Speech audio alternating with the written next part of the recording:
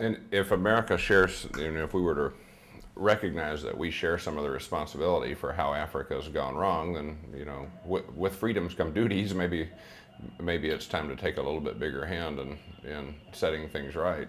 I think that's quite important because also even when we come to the charged debate on the debts that African countries have, quite often the debts were incurred by military regimes for buying ammunition, uh, and in that the Cold War situation did play a major part.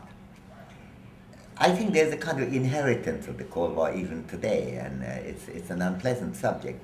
But the fact of the matter is that more than 80%, in fact, more than 85% in recent years of armament in the world are sold by the G7 countries. So the leaders of the world also make the most money out of sale of arms, legal as well as illegal. And how is it that the public in general comes to? Is it just not? Is it not understanding how much money our nation and many other of the developed nations are making selling arms to those I portions always of the find world? it astonishing because it's difficult to put that point across. I've tried it several times. I mean, it's so More than, incredibly. I mean, you can make it as a criticism of the established economic powers in G7, make a criticism of even the Security Council of the United Nations. More than 80% of the arms are sold by 5 permanent members of the Security Council. It's not surprising why the Security Council has so little discussion on that subject.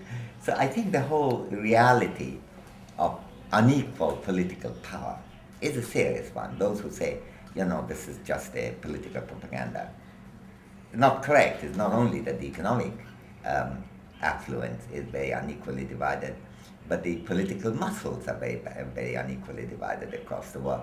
And that's, to some extent inescapable.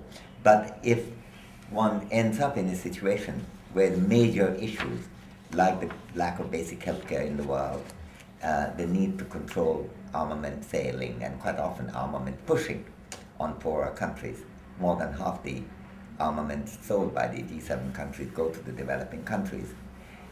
Unless we are able to discuss those issues in an intelligent, well-informed way, there is no way of really finding a solution. I really do think that knowing what the problem is, recognizing it, is halfway to a solution.